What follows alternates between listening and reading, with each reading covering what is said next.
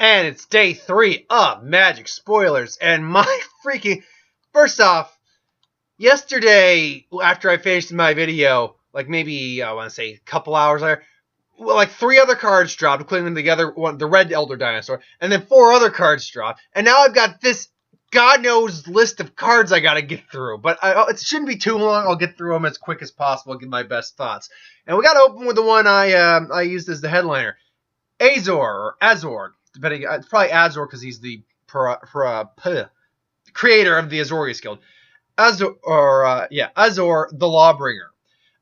2 blue, 2 white, 2 of any color for a legendary creature, Sphinx, mythic rare. Flying, 6/6. When Azor, Azor, the Lawbringer, enters the battlefield, each opponent can't cast instant or sorcery spells during that player's next turn. Whenever Azor attacks, you may pay X, 1 white and 2 blue. If you do, gain X life and draw X cards. Now, as a card, it's a fantastic card. It's going to stop your opponents from doing anything for a turn. Then that means you get to attack in and possibly get Sphinx's Revelation, which was a powerhouse staple card in its day. It still is today. But what's just more interesting to me is the flavor and the lore on this guy. Now, Azor is the creator of the Azorius Guild. Now, we don't know for certain if he's from the plane of Ravnica or what plane he is from. He doesn't appear to be from Ixalan because Ixalan doesn't have any other Sphinxes. He's also traveled planes, meaning he either was a planeswalker or he had the capability of planeswalking through other means. I think what they've explained in some of the story right now, is that he was a planeswalker and gave up his spark, used his spark to create the immortal sun. Why he did that, we have no idea. But when you actually look at, say, like the Ixalan's binding card, some of the art, it actually shows like the Azorius Guild symbols on there. So they've been kind of building up to this, which is kind of cool. Now, like everyone else, I would have preferred it to be a Sphinx Planeswalker. I would have preferred that. But, you know what? For what it is, it's a cool card. I dig it. I can find use for it. Absolutely. Polyraptor. 2 green, 6 of any color, 8. For a 5/5 mythic rare dinosaur. Enrage. When Polyraptor is dealt damage, create a token that's a copy of Polyraptor. So essentially what they're saying is, hey, you hit me, I'm going to make another guy that if you hit him, he's going to make another guy. That if you hit him, he's going to make another guy. If you hit him, exponential just duplication out the yin-yang. Now, this guy is expensive. 8 mana is expensive for this guy. If he were a 6/6... I could see it being more worth it. At 5/5, there's ways you can just destroy this guy without dealing damage to him is the problem. Now, I'm not saying he isn't good. He's good. He's annoyingly good. But it's still one of those things that I don't know. I like it. I don't know if I'd put it in my dinosaur deck. I might put it in a different deck I have that deals like multiplication and copies and stuff. But no, I like it. It's a cool card. Admiral's Orders, 2 green, Admiral's Order, 2 blue, 1 of any color. Raid. If you attacked with a creature this turn, you may pay 1 blue rather than paying this card's mana cost. So for a blue, counter target spell. So what? I mean, you basically have a slightly better cancel because you can use it when you're attacking. When you attack, someone's like, no, I play this, and then I'll just counter that. Yeah, it's fine, but it's nothing more than a slightly beefed up cancel. It doesn't need to be a rare card. So it's fine, but a little lackluster. Guy who's not lackluster, Ixalan Primal Storm.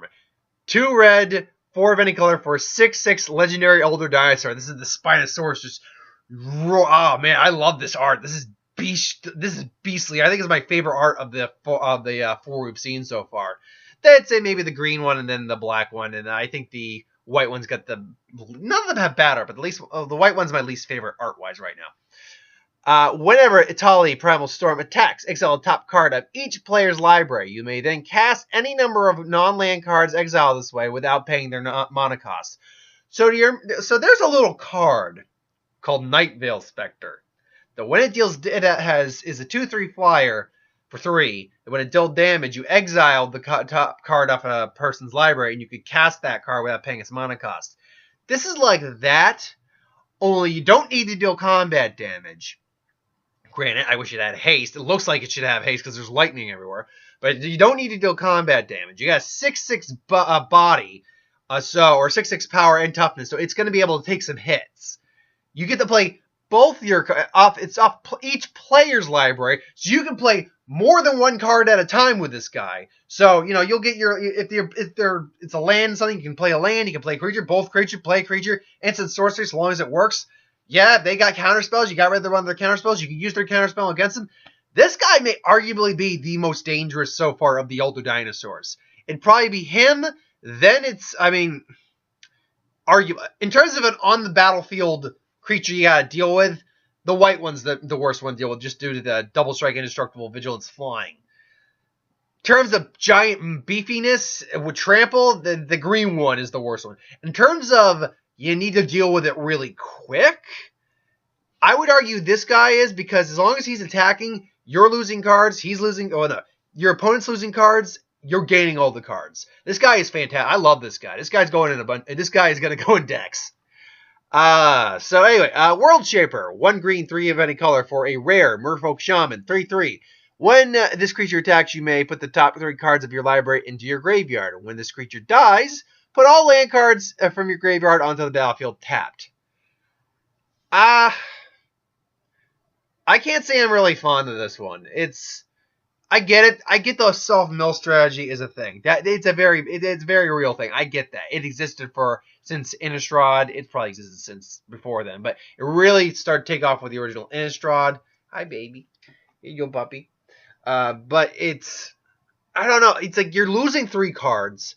No guarantee there's land in there. Really, what you're hoping for is this thing dies and you get your land. I don't know. I'm sure there's, getting, for recursion decks, getting things in the graveyard and then bringing them back, I could see that. But at that point, why don't you just use different cards that put cards in the graveyard? Instead of constant, granted, this is a May ability. That should be but if you're not using the ability, or you're just playing for 3/3 for 4. So I don't like this card very much. I'll even go on so far as to say I'm not a fan of this card. But I'm sure smarter people than me will figure out a way to use it. Swift Warden is 2 green, 1 of any color for a 3/3 Merfolk Warrior with Flash. Enters the battlefield, target Merfolk you control gains Hexproof until the end of the turn. 3/3 for 3, it's got Flash, it gives Hexproof to something. Solid card, like it. Sky Marcher Aspirate, I think. 1 white for a 2/1 Vampire Soldier with Ascend. Gain a city's blessing if you have 10 permanents. Has flying so long as you have the city's blessing. Which makes this very deceptive. Like, a 2/1 for 1 is fine with no downside, so you can play it on turn 1. Probably going to die pretty quick, though. Dropping a 2/1 with flying and late in the game, where there's probably other big crap out there, I don't know how valuable that is. But it's a fine card for what it's worth. There's no downside to this card. I think that's the best way to put it. There's nothing wrong with the card in terms of it having any negative effects. Pirate's Pillage, 1 red, 3 of any color for an uncommon sorcery. Add as an additional cost to cast this card, discard a card. Draw 2 cards and create a 2 colors treasure artifact tokens. Hey, this card's awesome. This card's great. You're going to lose a card, sure, but you're gaining 2 free mana and you're drawing 2 cards. So you're basically replacing the card and getting a new card. This card's fine. This card's excellent. At 4 mana, this is a good card. Absolutely. Dead Man's Chest costs 1 black, 1 of any color for a black or enchantment. Rare. Enchant a creature an opponent controls. When an enchanted creature dies, exile cards equal to that card's power from the top of its owner's library. You may cast non-land cards from among them for as long as they remain exiled. And you may spend mana as though it were mana of any type to cast those spells. Let me repeat that again because it's a little wordy. It's like a freaking paragraph. When enchanted creature dies, exile cards equal to its power from the top of its owner's library. You, the person who casts this card, may cast non-land cards from among them for as long as they remain exiled. You may spend mana as though it were mana of any color.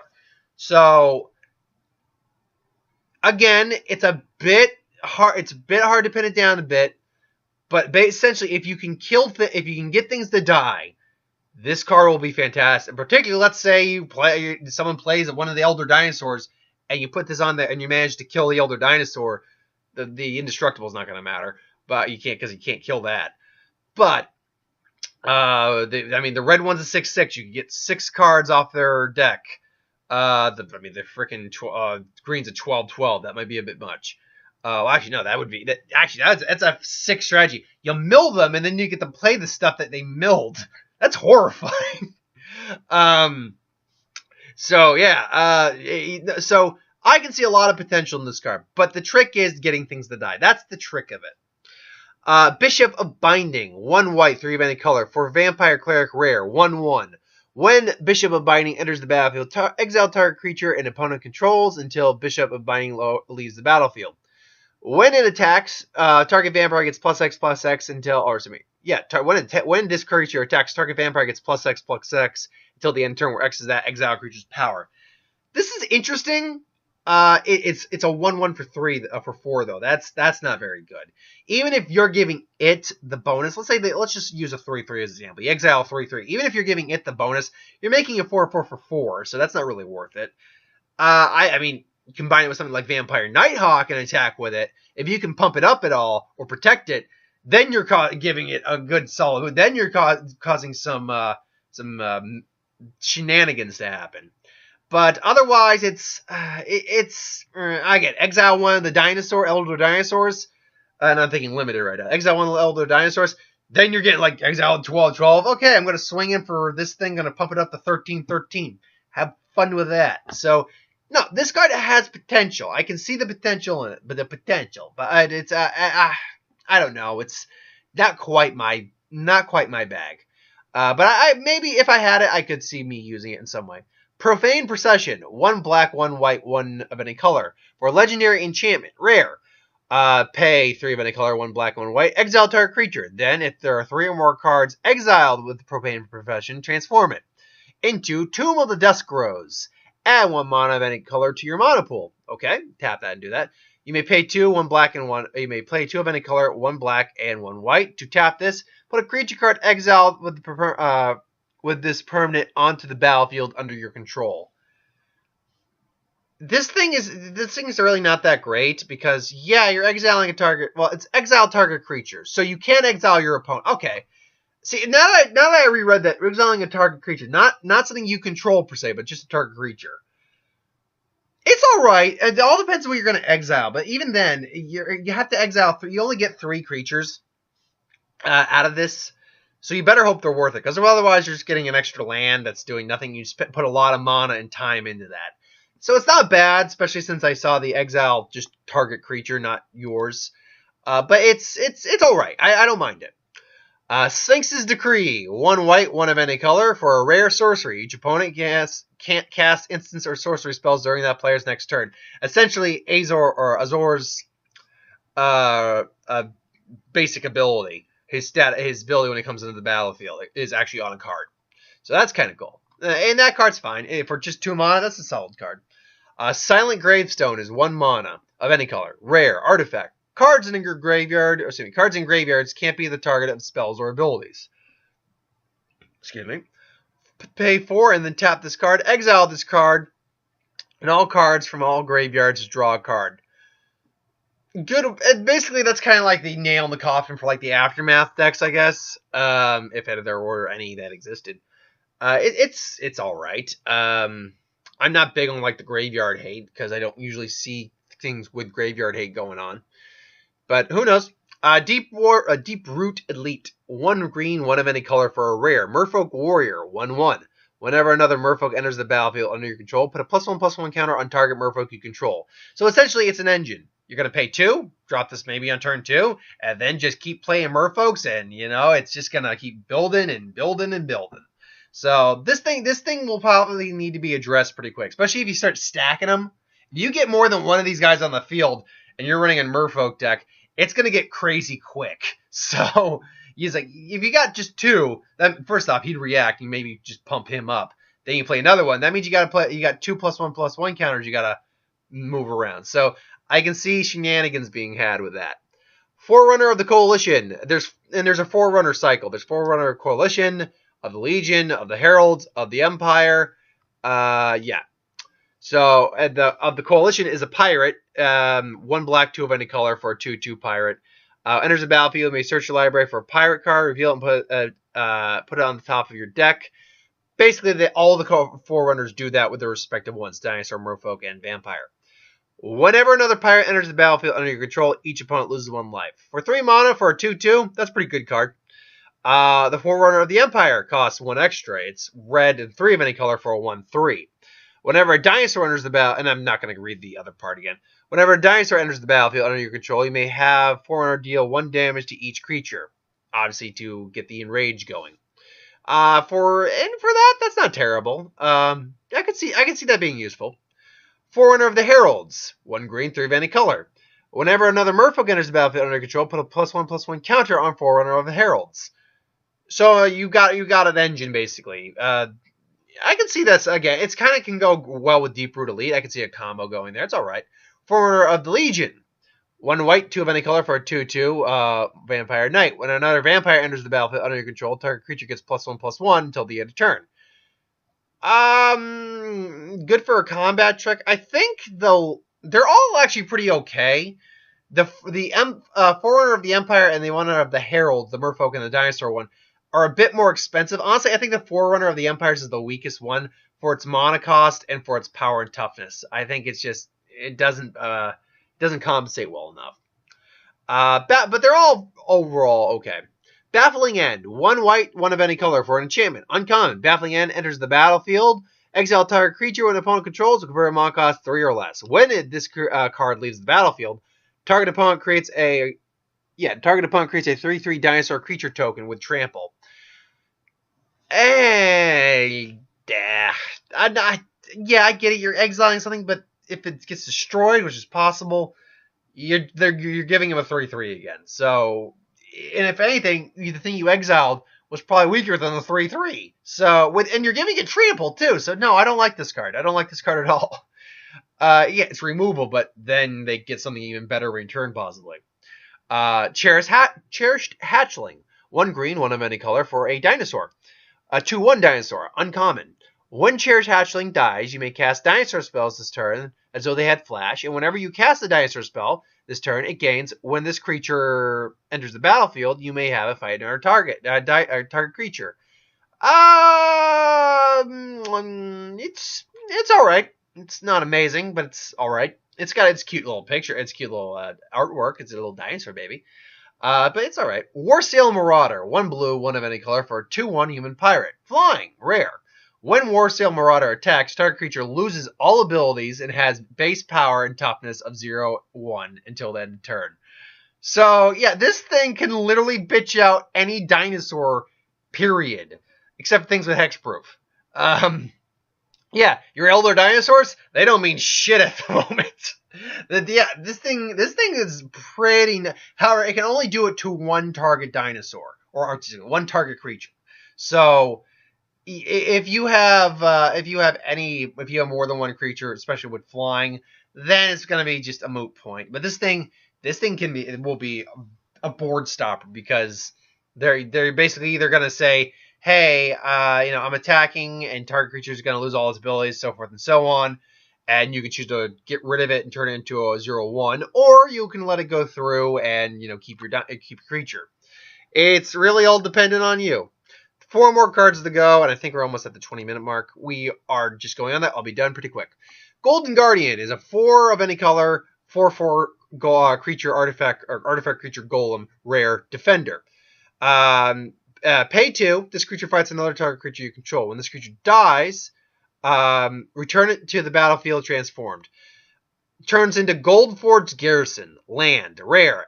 Tap, add 2 mana of any 1 color to your mana pool.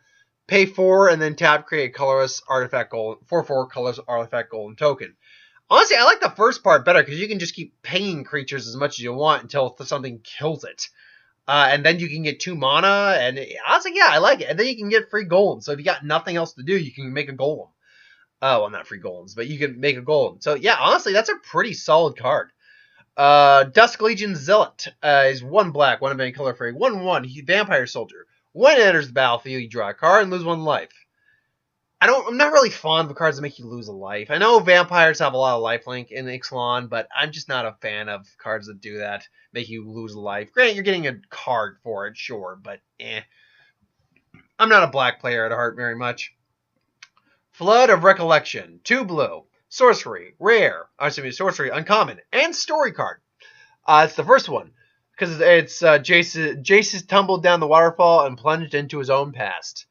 Return target instant or sorcery card from your graveyard to your hand. Exile Flood of Recollection. It's fine. It's going to get you back something. If it's been one of the major cards you played earlier, it's fine. Last but not least, Rekindling Phoenix. I would argue we may have had one or two okay Phoenixes. I have a couple. I think I used one or two in a deck. But I would argue this might be like the first really good Phoenix we've had. Rekindling Phoenix, and it looks like an owl. That's the thing. It's great. The artwork's fantastic.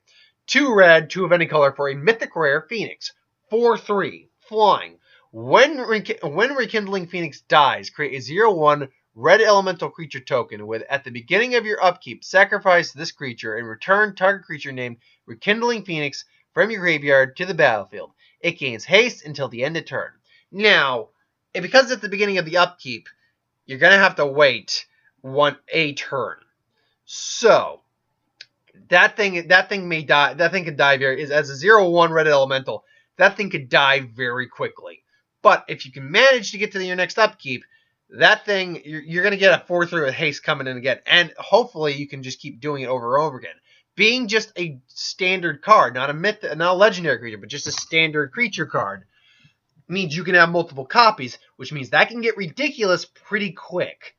And if you got possible things like Doubling Season or Renette's Procession or something like that, the white Doubling Season, then you can have multiple copies of it, multiple copies of that elemental, and yeah, you can get things a little crazy. It's kind of cool. I like it. So yeah, it's a cool card. I like it. I love the artwork. So yeah. But yeah, that's my thoughts on the cards for today. I'm sure more will get spoiled. Like the next Elder Dinosaur will probably be spoiled today or something later on, and I'll miss it, and I'll have to talk about it tomorrow. Or maybe I got work. Well, maybe not. We got a snowstorm coming in tomorrow, so maybe I won't work. We might get snowed out. Trying to think. And then of course we got the multicolored dinosaur, whatever it is that we're getting. Anyway, thanks for watching. Hope you enjoyed. Like, comment, share, subscribe. I got a lot of videos to do today. I got 2 Who Would Wins I got to get to. Which, by the way, I got an interesting one for this Who Would Win because it's one of the Stern Ritters again because it's the first of the month, or it's first Who Would Win of the month, technically speaking, first week. But I also got just a standard one to get to. And I got my best and worst list to get to. I'm actually going to be doing those next. So thanks for watching. Hope you enjoyed. See you next time. Like, comment, share, subscribe. And as always, if you want us to review something, put in the comments below. Let us know. I'll do a review of it at some point. Ideas for Who Would Win, Star Wars, Super Magic, What If, anything I do in the channel, put that in the comments below as well. I will get to it at some point. And see you later.